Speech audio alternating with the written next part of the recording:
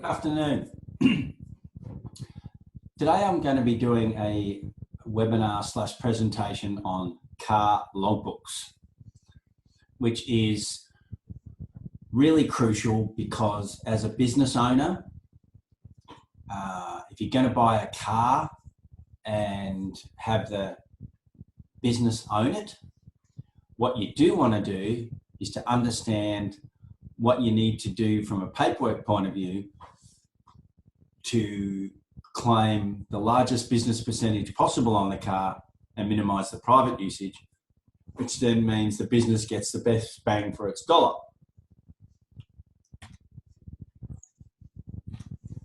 So, logbook. In general terms, a logbook is a book that you're required to keep by the tax office to justify the business use of a car. So, why keep it?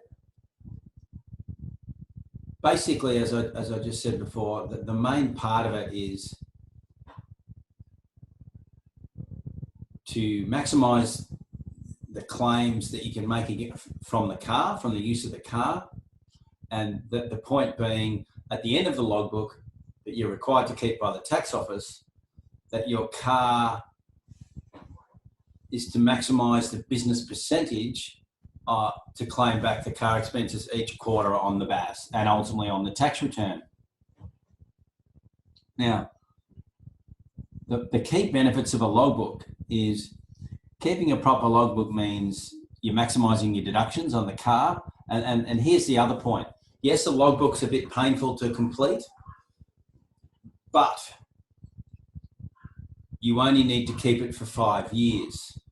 Sorry, start again. Yes, it's painful to complete, but you only have to do one every 5 years. So for example, if you went out and bought a car now and said, all right, I'm going to claim this in my business and I want to maximize my claim. So you do your logbook, keep your logbook, it works out the business usage.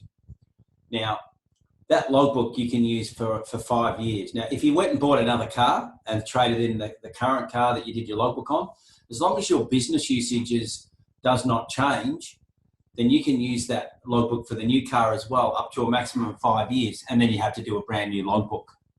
So yes, it's a bit fiddly and painful, but is it worth it? I say yes, because you're able to then claim the expenses against that car and any future cars over 5 years. Now, with a logbook, the logbook has to be either a pre-printed logbook, which you manually fill in, that you can buy at any good news agency, or keep an electronic version. I'm going to go through an electronic version in a minute, which is on Excel. You also need to have receipts to evidence your fuel costs and petrol costs and all your other expenses.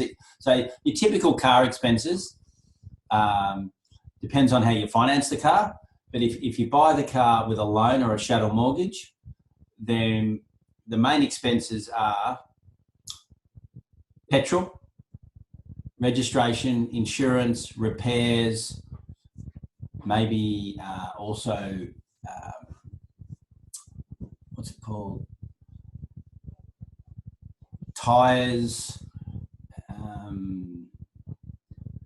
but not a travel expense is a road toll. A road toll is not a car expense, it's a travel expense. So it's not part of your car expenses and logbooks.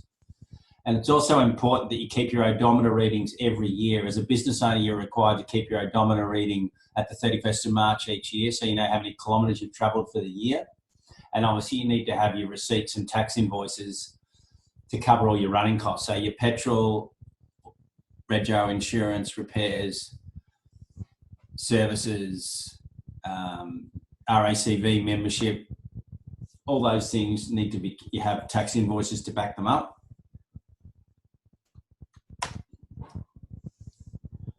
Now, in your logbook, you must have the following, and I'm going to go through this now and then go through an example in a minute.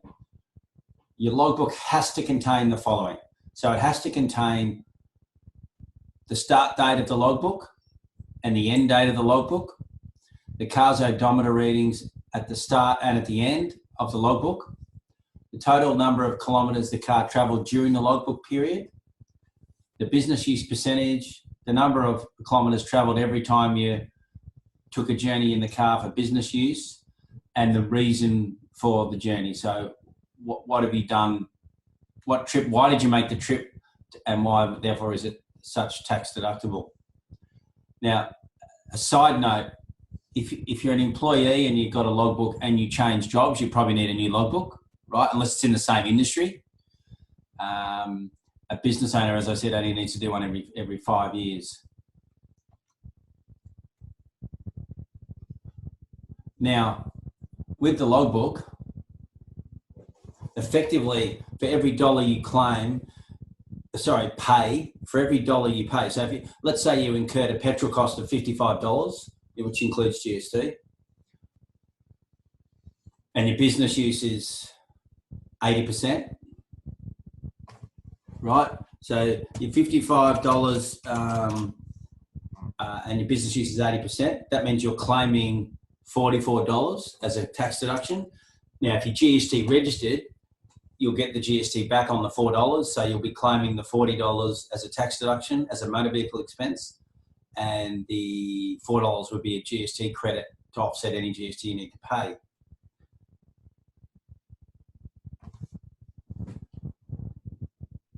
Now I'm going to go through in an example. I'm going to go through an example in a minute, but time frame. If it's the first year you're doing a logbook, you must keep a logbook for at least 12 continuous weeks. And that 12-week period is meant to be representative of when you, for your travel types that you do for a whole year. So for example, what they're saying here is when you start your logbook, you've got to keep it for at least 12 weeks. You can do it for longer, but given it's a bit painful, 12-week period. But what they're trying to guard against is that you're doing your logbook when you're flat out busy and your business use is 99%, but during the rest of the year, it's really only about 70%. So what they really are trying to ascertain is and encourage, and if you get audited, this is the sort of thing they look at. They want to make sure that your logbook is representative of your whole year, not just when you're busy. Now, if you started your logbook, say, on the 1st of June, then your 12 weeks can straddle both tax years effectively. So it'll be effectively for June, July and August.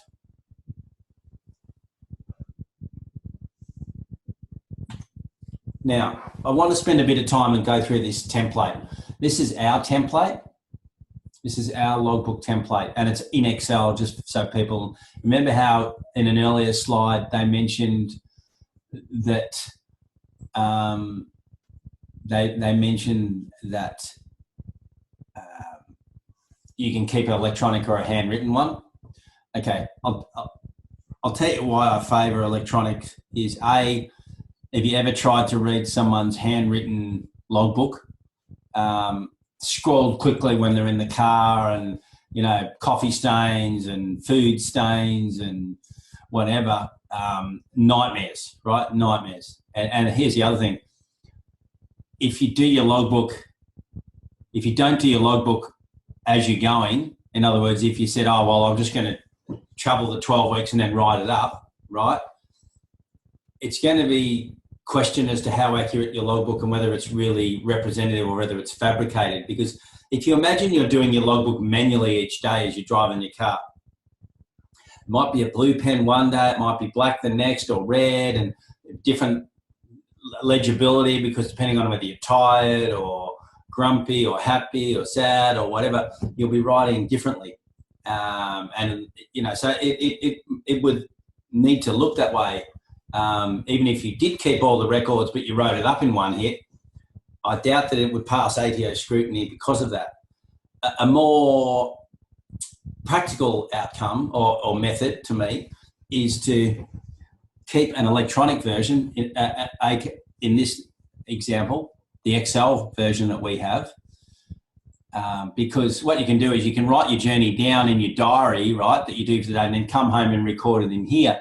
And then at the end of your 12 weeks, save this, print it out, and send a copy of the logbook to us, your accountants. Now, I'm going to go through everything that needs to go in here. And I've covered it already in the slides, but in a nutshell, this has got everything you need on it for a logbook. So I'll go through it all. It must be, from top to bottom, I'll go through it. It must be kept for 12 continuous weeks, which we've already said. Now, the name on there, so let's go here. Whoops, hang on. The name, so here where the arrow is, that's you. So that would be Adrian Hill. Right. Make of the car might be a Holden Commodore VS, right, in here. Year of manufacture, 2019, rego number, whatever the rego number of the car is. Now, in here, start odometer reading, that's the day you start your logbook. So in my example before, let's say, give a new example. Let's say I started the odometer reading here on the 1st of April, 2018, right? So 1st of April, 2018 goes there. And when you walk out to your car on the 1st of April 2018, you look at the odometer reading and you would type it in here, right? Then that's the first day.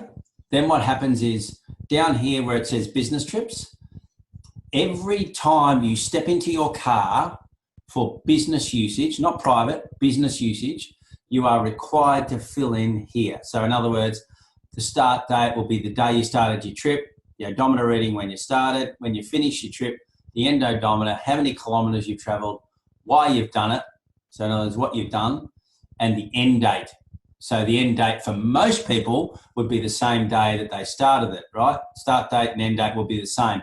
For majority of people, the exception is if you happen to be on the road for work and you might travel interstate or drive country areas, etc., and you might be on the road for days at a time, well, clearly that might change that, right? But most people, it'll be a few hours a day. You know, the start date here and the end date will be the same day, okay, in the majority of cases. Now, under purpose of journey, what I do want to make a point of, the ATO do not consider it a legitimate business usage to do minor travel. So things like banking, postage, mailing, those types of minor things, they do not consider a business trip, right? So that's something you need to be aware of. Business trips are going to see clients, going to see suppliers, meetings with lawyers and accountants and financial planners and financiers, banks, and a whole potential clients, potential suppliers. You know, you get in the picture. Just not minor and infrequent trip usage. Now, the other thing you've got to be careful of, to really maximize your business use on your logbook, you've got to maximize the amount of business trips you take, okay? Now, for example, home to work is not deductible in any circumstance, and work to home is not deductible in any circumstance. So home to work and work to home as that is actually a private trip, okay? But if you happen to go from home to a client and then to the office, that whole leg is a deductible business trip. And if you happen to go from from work to a client or a supplier or something else and then home, that whole trip is also deductible.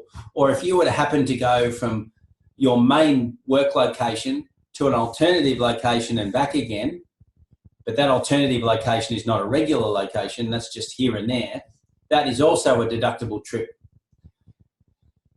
So when you're throughout your logbook preparation and usage, you need to understand how things work. And that is throughout it's meant to be representative of the whole year as well. So you just want to, if you're planning your trips, you want to plan your trips throughout the year where the logbook is a representative section of that. So remember, you're doing your logbook as if you're doing it all year. So all year when you're planning your business trips, You want to plan it around home, client, office, client, home, or something like that. So you don't go directly home to work and work to home, okay?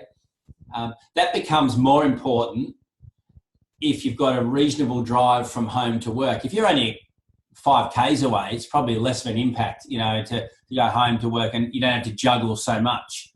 But if you've got a decent trip from home to work, then it probably works better throughout the year in terms of claimability and justification of your logbook representing the whole year, that you plan your trips around that. And look, I'm happy to talk to people one-on-one about how this logbook preparation and representation of the whole year applies to them in their situation and their business, because everyone's a little bit different. But in general terms, you obviously want to maximize how you take and prepare your business trips so that they're deductible. And then if you can structure your trips all year round like that, then you can structure your logbook like that. And if you structure your logbook like that, that will maximize your business usage. So what you want to do is, as I said, every time you go into the car for business use over that 12 weeks, you fill all this in, okay? You get to the end of the 12 weeks, down the bottom here, you'll total up all the kilometres, and that figure down there will equal the total business kilometres travelled during the 12 weeks, okay? At the end of the 12 weeks, you go out to your car again, you write the closing odometer reading here, the date you finished the logbook there, and the difference between that date, the start and the end, has to be 12 weeks at least, if not longer, 12 weeks minimum. And the difference between odometer reading A and odometer reading B is effectively this, total kilometres travelled for the 12 weeks. So let's say, in argument's sake, that you did all this and you had 800 business kilometres travelled in here, right? And let's say, so you total it up here, total business kilometres is 800. In D there, you put 800 because that's the business kilometres you've travelled, okay? And the difference between that and that is 1,000. So you've travelled 1,000 kilometres overall. Divide the business kilometres by total kilometres, you get the business usage, which in my example would be 80%. That 80% you can now use for all the running costs of your car, including purchase costs, interest, lease payments, however you've structured it, because there's different ways of buying cars. The main ways of buying cars are you've got a lease. If you lease a car, okay, you don't actually own the car until you've paid the residual.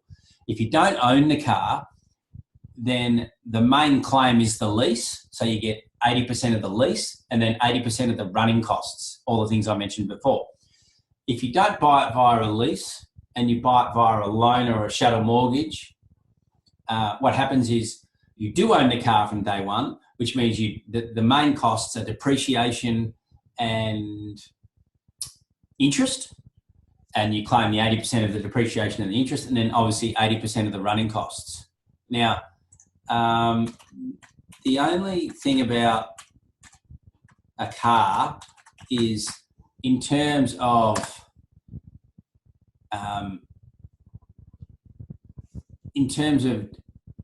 tax deductibility of depreciation, right? There is a depreciation cost limit. Now, what that means is a depreciation cost limit means that you can only claim depreciation up to a certain value. Now, that value is $57,581. So what that means is you can only claim, if you buy a luxury car, which is deemed to be something over that, if you buy a luxury car for say 80 grand, okay, the depreciation you can claim on that car is only $57,581 and the business usage of that. So you lose depreciation benefits above that, but you can claim your business use percentage of the interest on that loan. Now, if you lease a car that's above the luxury car limit, which is the 57,581, tax-wise, you cannot claim the lease because, as I mentioned a bit earlier, the business deduction on a lease is the lease expenses. where you lease a car that costs more than 57,581, you actually are not allowed to claim expenses on lease. What you have to do is you have to treat it as if you financed it via a shadow mortgage, and you can have to claim depreciation on up to the maximum of 57,581, and then a business use percentage of the interest, just so you understand that. And then obviously the business use percentage of the other expenses as well. So this logbook, now I've gone through it in detail. Once you've completed it and you're happy that it all marries up. Now the other thing to be aware of, a little tip for you, is when you're completing your logbook, please make sure that the kilometres in here, the start odometer and end odometer and dates, tie up with any services you've had on your car, because if you go get your car serviced somewhere, they'll normally record on the day you had it done, the odometer reading. So you obviously want to make sure that the odometer readings in this tie up with any service records that you might have. And also, I mentioned before, you've got to have an odometer reading at the 31st of March each year for fringe benefits tax purposes. And you're meant to provide us those odometer readings at the 31st of March each year, and we will remind you of that. Each and every year you're meant to keep that. And if you're an employee and you're not a business, you still need to keep your odometer readings at the end of June each year too on the car. And the logbook requirements I've gone through apply to whether you're a business owner or an employee working for someone else. Same concept, same process, same procedure. But let's say you've finished your logbook now, okay? And you've tallied it all up and you've got your business use. What you need to do is save that somewhere in a really safe place. So on a computer somewhere you know is backed up or you know how to access.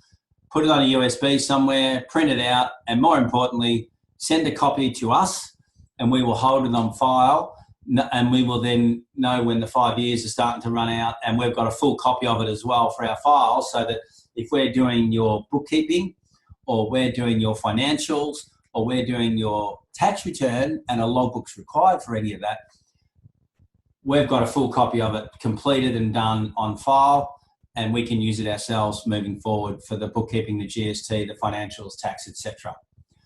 Now,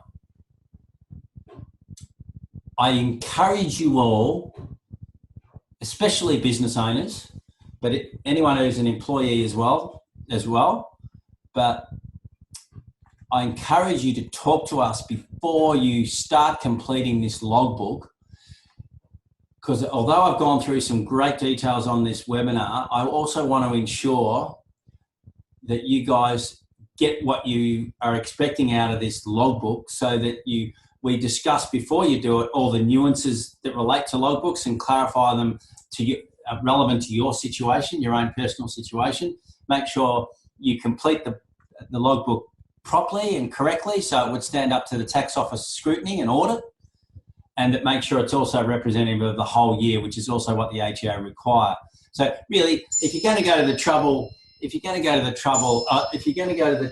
of maximising your logbook, let's get it right and let's get the best we can out of it. So hence, having a chat with us prior to doing it is super crucial, and I encourage you all. So